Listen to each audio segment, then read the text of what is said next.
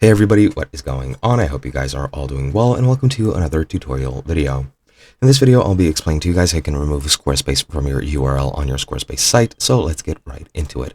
Now, the first thing we're going to want to do is we're going to go into the settings tab in the bottom left and go into domains and email.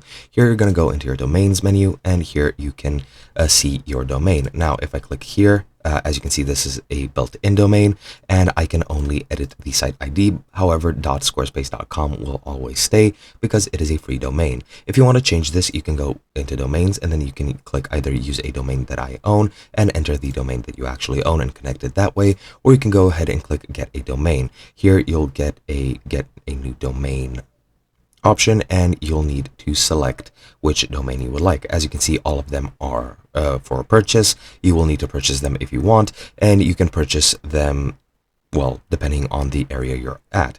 Now, as you can see, the cheapest one is in this case, my site is called StoreTest, so storetest.org is the cheapest one, and this is currently on sale. Usually they all cost about $20 each, so whenever you select one, you'll be able to go to checkout and buy that domain, and in that domain, your domain or your URL won't contain the .squarespace.com since it is a paid for domain and you can use it freely whenever you want, and you won't have to worry about .squarespace.com actually being in your URL.